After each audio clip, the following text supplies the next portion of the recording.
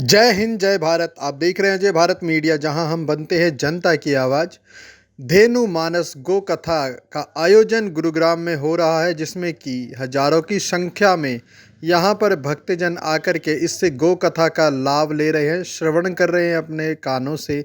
और आपको बताना चाहेंगे, इस गो कथा के अंदर गो मनीषी महाराज ने बताया कि उन्हें आने वाले समय में गाय को लेकर के एक बहुत बड़े आंदोलन की ज़रूरत है, जिसके लिए 20 नवंबर गोपाष्टमी के दिन रामलीला मैदान में आने के लिए उन्होंने सभी भक्तों को न्योता दिया है। और साथ ही उन्होंने पूरे भारतवासियों से आग्रह किया है कि वह सभी 20 नवंबर को रामलीला मैदान में पहुंचे, गौ माता को राष्ट्र माता दर्जा देने के लिए।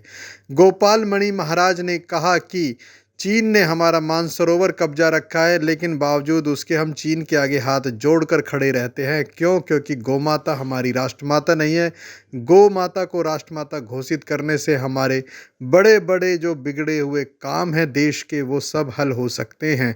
इसके साथ ही उन्होंने कहा कि मोनू मानेसर निर्दोष है और उसकी रिहाई जल्द होनी चाहिए। सरकार को बिना किसी दबाव के निष्पक्ष रूप से जांच करनी चाहिए इस मामले की। हमारे यहाँ पर कथा हो रही थी, तो इसमें विजय नंबरदार जो कि आए हुए थे मुख्य अतिथि के रूप में, उनको सम्मानित भी किया गया था यहाँ पर। इस कथा में गौ प्रेमी सेवा संघ के सभी कार्यकर्ता लगे हुए हैं। आचार्य मनीष ने बताया कि यह कथा काफ़ी भव्य रूप से हो रही है। देखिए ये खबर। धन्यवाद।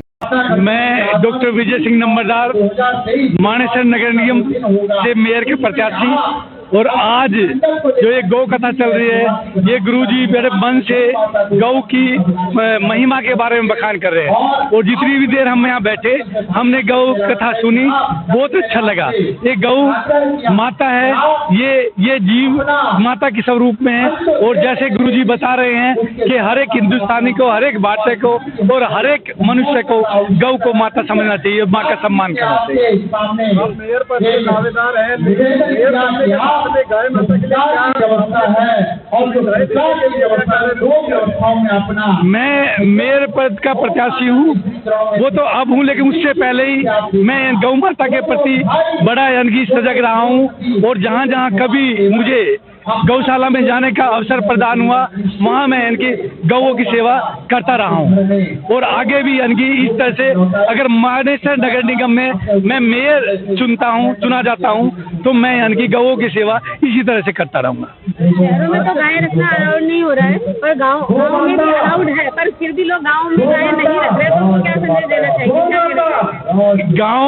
गाँव में जैसे कि आपने बताया कि गाँव में पर्याप्त स्थान है जहाँ गौ माता को रख सकते हैं, लेकिन अगर शहरों में स्थान नहीं है तो गौशालाएं हैं, वहाँ जाकर उनकी सेवा की जा सकती है।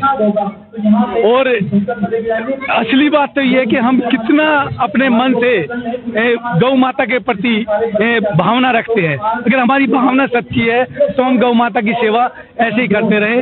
और यानी कि इस तरह से, जैसे हम कहते हैं कि गौ माता में देवी देवताओं का वास होता है, और इस तरह से हम आने वाली पीढ़ियों को भी संदेश देते रहे कि गौ माता की सेवा करें और यानी कि सुख शांति से रहे।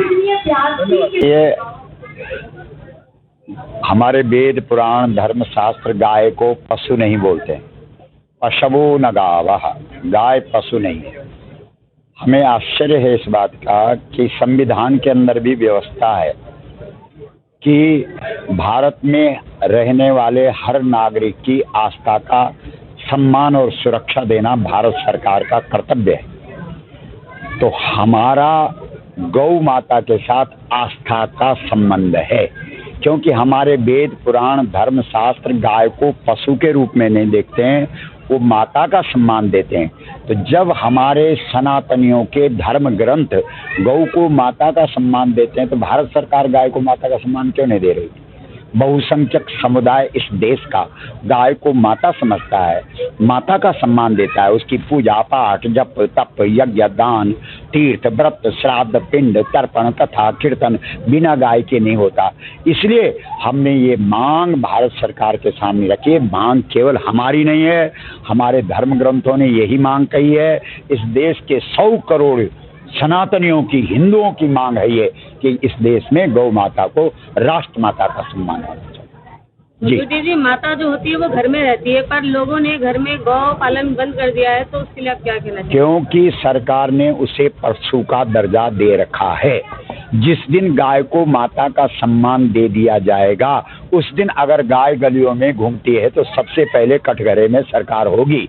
इसलिए सर्वप्रथम, जैसे राष्ट्रीय ध्वज है, राष्ट्रीय गीत है, राष्ट्रीय पशु है, राष्ट्रीय पक्षी है, उनका अपमान नहीं होता ना। उनका अपमान होगा तो सरकार एकदम एक्शन लेती है ना। तो ठीक उसी प्रकार से जिस दिन इस देश के अंदर राष्ट्र माता का सम्मान गाय को मिल जाएगा, फिर उसकी ये दुर्दशा नहीं हो सकती है। जैसे एक सामान्य पत्थर को लोगों के पैरों के नीचे आ रहा है, लेकिन बद्री नारायण में जो भगवान की प्रतिमा है, जिसको हमने भगवान का सम्मान दे दिया है, जिसकी प्राण प्रतिष्ठा हो गई है, उसको तो कोई शिला नहीं समझता है ना।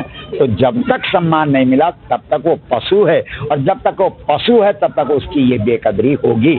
जब उसको माता का सम्मान मिलेगा तब ऐसा अपमान होने का कोई मतलब ही नहीं उठेगा। गोरक्षक जो होते हैं उनके ऊपर आपराधिक मुकदमे आज के देश में चलाए जा रहे हैं। भाजपा सरकार स्टेट में भी है और नेशनल में भी है। हाँ। उसके बावजूद भी गाय की हालत है, तो किसे जिम्मेवार मानते हैं? क्योंकि भाजपा सरकार हम तब मानेंगे जब गाय को माता का सम्मान मिलेगा। गौ रक्षक माता समझ करके गाय की लड़ाई लड़ रहे हैं, सरकार पशु समझ करके उस पर एक्शन ले रही है। समझ रहे हैं आप? तो जो पशु है, पशु को काटने का कानून है। जब पशु काम का न रहे तो उसे काटा जा सकता है। तो जब गौ रक्षक गाय को बचाने के लिए जाते हैं और कसाईयों को पकड़ते हैं, तो जब बीच में पुलिस आती है तो पुलिस भावना से तो नहीं काम करेगी ना, पुलिस तो कानून देखेगी ना। तो कानून के अनुसार गाय पशु है, तो वो कहते हैं भाई ये इस पशु को ये कसाई ले जा रहा था और इन लोगों ने उसके कार्य में व्यवधान डाला, तो कौन अंदर जाएगा? कसाई जाएगा कि गौ रक्षक जाएगा? इसलिए उपाय एकमात्र ये है कि सबसे पहले इस देश के अंदर गाय को वो दर्जा मिले जो उसको मिलना चाहिए, जो वेद पुराण उसको दर्जा दे रहे हैं। उसके बाद किसी की भी हिम्मत नहीं है कि हम अपनी माता को बचा रहे हैं फिर गौ रक्षक भी सुरक्षित हैं। आज तो वो पशु को बचा रहे हैं, और पशु को बचाएंगे तो सरकार तो पशु का कानून लगा रही है। ये है जी।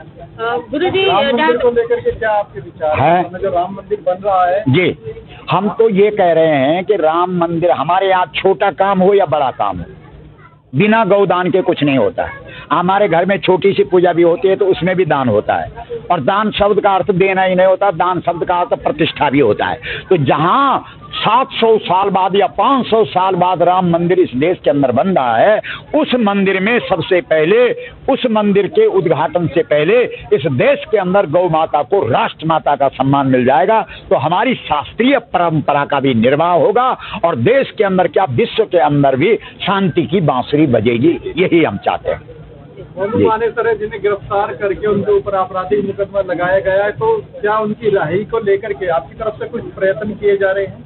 हमने कल भी यहाँ पर कथा में बोला था कि मोनू मानेसर एक परम गौ भक्त है, और गौ भक्त के ऊपर किसी प्रकार से जोड़ तोड़ करके, मरोड़ करके और उसको फंसाने का किसी भी प्रकार से ऐसा कुचक्र नहीं चलाया जाना चाहिए। मोनू मानेसर को उसका ठीक से उसकी जांच होनी चाहिए, क्योंकि वो किसी भी प्रकार से उस हत्या में शामिल नहीं था। पूरी जांच ठीक से होनी चाहिए, और मोनू मानेसर को निरपराध है और निरपराध घोषित करके उसको जेल से रिहा कर दिया जाना। पर जो गौ माता है उसको सेक्टरों के घरों में पालने की पाबंदी है, तो इसके लिए भी क्या कोई मुहिम है? वही तो बोल रहे हैं कि भाई सारे प्रश्नों के उत्तर गौ के माता बनने पर हो जाएंगे। तो कुत्ता तो पिता नहीं है, पर वो घर में पालने। अरे कुत्ते को लोगों ने ऐसा तो ये नहीं है ना कि पशु को नहीं रख सकते, समझ रहे? पशु को नहीं रख सकते, लाइसेंस लेना पड़ता है ना। तो लोगों ने अपने घरों में कुत्ते रखे हैं, लाइसेंस ले रखा है, और गाय को लोग समझते हैं क्योंकि बगल वाले ही ऐतराज कर देते हैं कि भाई इसके घर में गोबर पड़ता है तो उसकी दुर्गंध से उसको दुर्गंध आती है, और समाज को समझ लेना कि उसका पूरी तरह से पतन हो गया जब गोबर से उसे दुर्गंध आने लगे। क्योंकि दुर्गंध, संसार में एक ही मल ऐसा है जिसमें दुर्गंध नहीं है, जिसमें गंध। गावः गुगुल गंधयः, वेद कह रहा है कि गाय का गोबर ही ऐसा है जिसमें दुर्गंध नहीं, गंध है। तो कई सामाजिक कुरीतियां हैं जिनके कारण ऐसा होता है कि बाकी हमको तो हमारे शास्त्र तो कहते हैं जिस घर में गाय नहीं है वो घर नहीं है। तो हम तो अपने शास्त्र की बात करते हैं, और जहां भी जाते हैं, हमने तो दिल्ली के अंदर भी रामलीला मैदान मैदान में जब संगोष्ठियां हुई या बड़ी बड़ी रैलियां हुई तो हमने वहां भी रखा कि जिस देश के अंदर गाय के बिना परिवार का अस्तित्व ही नहीं है, उस देश के अंदर अगर घर में गाय रखने के लिए अनुमति नहीं है तो इससे बड़ा दुर्भाग्य और क्या सकता है। उसके लिए हम भी लड़ाई लड़ रहे हैं कि भाई माता के लिए कोई अनुमति लेनी पड़ेगी, उसको तो सहज रूप में हर घर में गाय होनी ही चाहिए। और हमारे यहाँ पहाड़ों में जय की गौ वे की मौ, इसका मतलब है जिस घर में गाय है वही घर घर है, बाकी तो सब बेघर है। जी। अच्छा एक बात ध्यान से सुनो, जब राम और रावण का युद्ध हुआ, रावण समझ लो चीन है, बोलो वो है ही, वो हमारे लिए तो रावण है ही। और हम भारत को क्या बनना पड़ेगा? राम बनना पड़ेगा ना। बोलो केवल मंदिर बनने से राम बन जाओगे? तुम्हें राम बनना पड़ेगा। चीन तुम्हारे सामने रावण है। जब राम और रावण का युद्ध हुआ तो आप ये बताओ कि रावण किस पर बैठ के आया? पता ही नहीं, फुर्सत कहाँ है, बाल बच्चों से फुर्सत मिले। तो हमने सोचे इस बारे में। गोस्वामी जी ने कहा रावण रथी विरथ रघुवीरा, पैदल राम और रथ पे रावण। बोलो चीन के पास जितनी तकनीक है तुम्हारे पास है? बोलते क्यों नहीं हो? इसीलिए तो चीन के आगे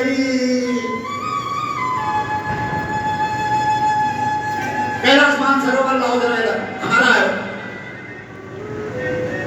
सिद्धि की पूजा हम करते हैं, चाइना वाले करते हैं सिद्धि की पूजा। उनको क्या लेना देना सिद्धि का? तो सिद्धि कैलाश तो भारत का हिस्सा है, उसे तो भारत में रहना चाहिए। कोई माई का लाभ क्यों नहीं ला रहा है सिद्धि कैलाश को, मानसरोवर को भारत के अंदर? हिम्मत है तुम्हारी? चीन से पंगा लेने की हिम्मत है तुम्हारी? रावण से पंगा लोगे? राम आप पैदल हैं और रावण रथ के ऊपर है। ध्यान दो, काम का उत्तर दिया है राम ने। विभीषण, रावण भले ही रथ पर है, राम धर्म रथ पर है। अब भारत आज धर्म रथ पर है नहीं, इसलिए डरेगा, क्योंकि धर्म रथ पर तुम तब बैठोगे जिस दिन तुम्हारे देश के अंदर गौ माता की प्रतिष्ठा होगी, क्योंकि धर्म की जड़ है।